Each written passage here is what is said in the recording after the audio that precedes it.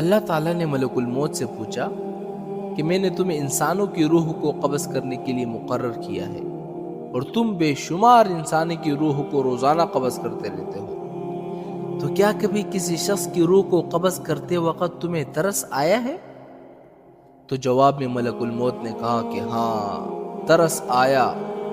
اللہ نے پوچھا کہ کس پر ترس آیا؟ انہوں نے جواب دیا کہ 2 آدمیوں پر مجھے ترس آیا۔ اللہ تعالیٰ نے پوچھا کہ وہ 2 آدمی کون تھے جن پر تمہیں ترس آیا؟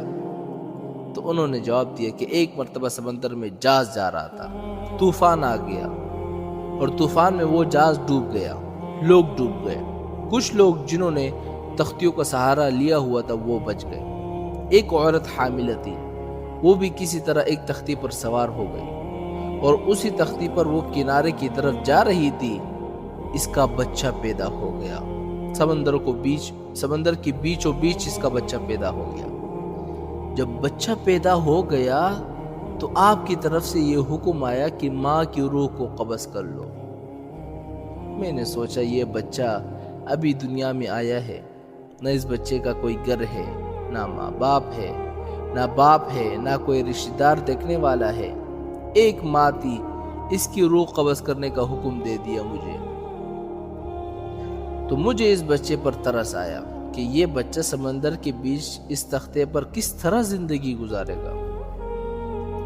تو اللہ تعالیٰ نے پوچھا اور کس پر ترس آیا تمہیں؟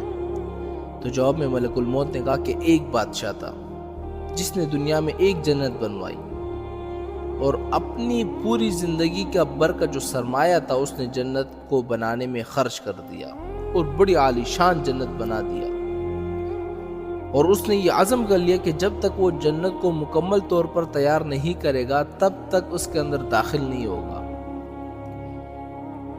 بہت بڑا عرصہ گزرا، جب مدتوں کے بعد جنت تیار ہو گئی تو اس وقت اس نے جنت کے اندر جانے کا ارادہ کیا۔ جب وہ اندر داخل ہونے لگا اور ابھی اس کا ایک پاؤں جنت کے اندر تھا اور ایک پاؤں باہر تھا، اس وقت آپ کا حکم آ گیا کہ اس کی روح کو قبض کر لو۔ اس وقت مجھے اس پر ترس آیا کہ یہ شخص کیسا ہی برا ہی صحیح، لیکن اس نے اتنی محنت اور مشقت سے وہ جنت بنوائی تھی، کم از کم اندر جا کر اس جنت کو ایک مرتبہ دیکھ لیتا تو کم از کم اس کی محنت کا صلہ کچھ دنیا میں ہی مل جاتا ہے اس کو۔ تو اللہ تعالیٰ نے فرمایا کہ اے ملک الموت، تم نے ایک ہی آدمی پر 2 مرتبہ ترس کھایا، اس لیے کہ یہ بادشاہ وہی بچہ تھا جس کو تختے پر تیرتا ہوا تم